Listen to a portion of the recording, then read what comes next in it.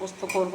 তা পেঁয়াজ কুচি নিয়েছি, পেঁয়াজ কুচিটা ভেজে নিয়েছি, আর পটল আর আলু ভেজে নিয়েছি আলাদা করে।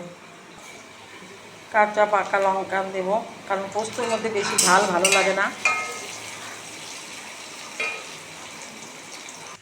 পেঁয়াজ লঙ্কাটা ভাজা হয়ে গেছে, এখন আমি ভাজা পটল আর আলুটা দিয়ে দেব।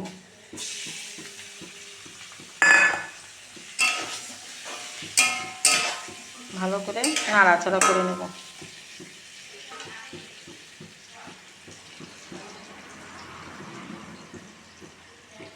এখন আমি পরিমাণ মতো লবণ আর পরিমাণ মতো হলুদ, কারণ পোস্তর মধ্যে হলুদটা কম খায়, পোস্তটা একটু কম হলুদ বেশি হয়ে গেছে।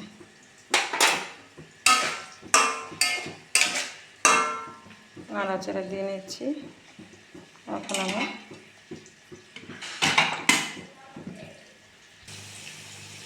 হলুদ লবণটা দিয়েছি, একটু ভেজে নেব। এখন আমি একটু গরম জল দিলাম সেদ্ধ হওয়ার জন্য।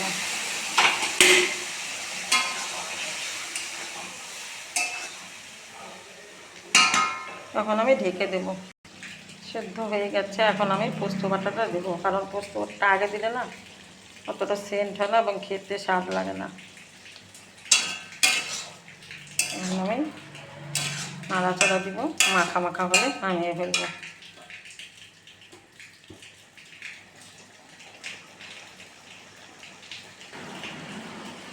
এখন আমি একটু মিষ্টি দেবো, কারণ পোস্ত খেতে একটু মিষ্টি মিষ্টি হলে ভালো লাগে খেতে। হয়ে আসছে, এখন আমি নামিয়ে ফেলবো।